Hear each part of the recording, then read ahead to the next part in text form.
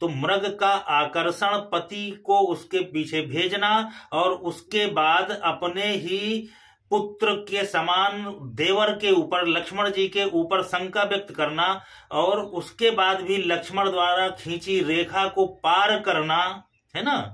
और उस रेखा को पार करने का परिणाम क्या हुआ कि रावण जैसे लोग छलिया जो होते हैं, है ना, जो भेष बना करके संतों का, साधुओं का, धर्माचार्यों का, अच्छे लोगों का, लोगों को छलने के लिए घूम ही रहे हैं। सही बात तो है। जरा सा चूकी वो आकर्षण मृग से हुआ और कहां तक पहुंच गई, और जरा सा चूकी, परिणाम क्या हुआ कि हरण हो गया। पहाड़ न दिखाई देने का कारण, पहाड़ न दिखाई देने का कारण उसकी आंख में पड़ा हुआ तिनका हो सकता है।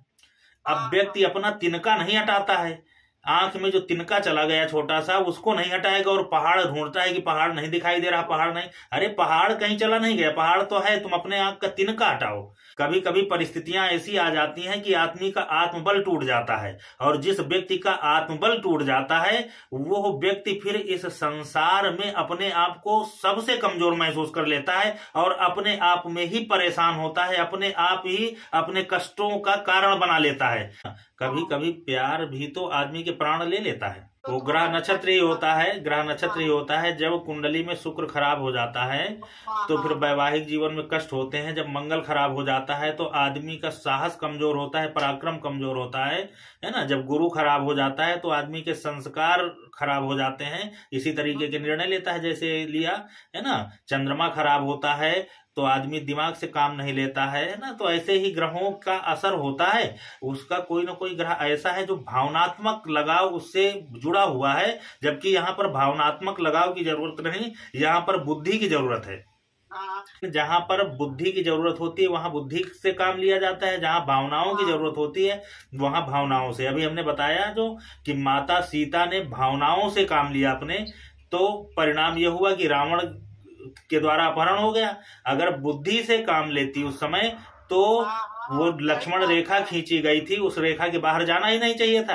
अरे ये आकर्षण होता है भाई, ये वासनात्मक आकर्षण है, ये वासनात्मक आकर्षण है। संबंध वासना से थोड़ी बांधे जाते हैं। वैवाहिक जीवन जो होता है वो वासना से नहीं चलता है, वो तकदीर में जो लिखा हुआ रहता है ना वही होता है। तकदीर में भगवान तो लिख देता है, लेकिन तकदीर का जान कौन पाता है? तकदीर में लिखा हुआ भी तो व्यक्ति जो है नहीं जान पाते, है ना। तकदीर में तो लिखा था, तकदीर तो थी उसकी कि तुम्हारी जैसी माँ मिली, तुम्हारे जैसा परिवार मिला, तुम्हारे जैसे संस्कार देने वाली माँ उसको मिल गई, ये तकदीर नहीं थी क्या? लेकिन इस तकदीर का कहीं ना कहीं दुरुपयोग हो गया ना उसका। जो तकदीर था, भाग्य में तो था हमारे कुछ और, लेकिन हमने अपने भाग्य को अपने उस समय के तत्कालिक आकर्षण में भाग्य को पीछे कर दिया, सही बात, तकदीर को पीछे कर दिया, है ना।